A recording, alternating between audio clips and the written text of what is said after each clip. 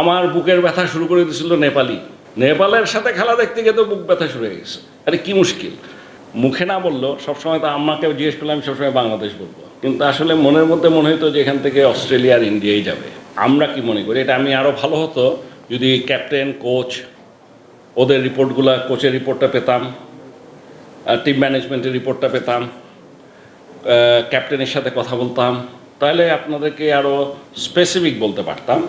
তবে কেন কোনটা হয়েছে এই উত্তর না দিতে পারলেও, এই যেটা বললো না, এক্সপেকটেশন মিট করেছি কিনা, না কি জানি প্রশ্নটা ছিল, সন্তুষ্ট কিনা, হ্যাঁ এইটা বলতে পারবো, এটা দেওয়া সম্ভব। আমরা একটু ভয়ে ছিলাম, কারণ আরেকটা ভয় হলো যে গ্রুপে পড়েছিলাম, যে গ্রুপটাতে পড়েছিলাম ওখানে দুটো দল ছিল যে দুটাই নাকি অত্যন্ত শক্তিশালী। একটার সাথে তো মানে আমরা ভেবেছিলাম আমরা হয়তো ফাইটই করতে পারবো না, সাউথ আফ্রিকা, আর শ্রীলঙ্কার সাথে it will be very tough, 50-50, হেরেও যেতে পারি, জিততেও পারি, এটা হলো আমাদের ধারণা ছিল।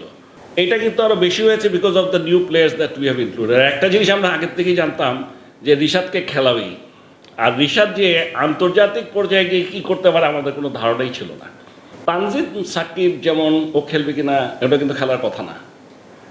মানে আপনারা একটু পরিস্থিতিটা যদি বোঝার চেষ্টা করেন, যেহেতু শরীফুল ইনজুর্ড হলো, ও একটা ম্যাচ খেলার সুযোগ পেল, খেলার পরে ওর পারফরমেন্সটা ভালো হওয়াতেও কিন্তু খেলে গেল।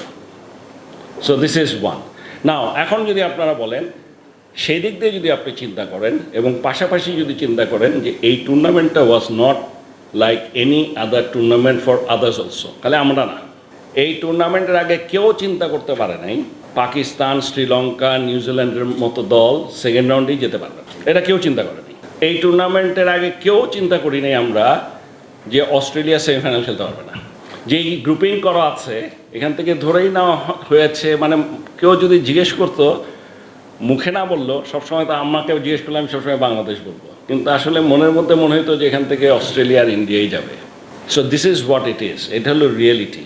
সেদিক দিয়ে যদি আপনি চিন্তা করেন, আমি বলবো যে প্রথম রাউন্ডে যে খেলাটা বাংলাদেশ ভালো খেলেছে এবং শ্রীলঙ্কার সাথে তো অবশ্যই ভালো খেলেছে, সবচেয়ে ভালো খেলেছে সাউথ আফ্রিকার সাথে।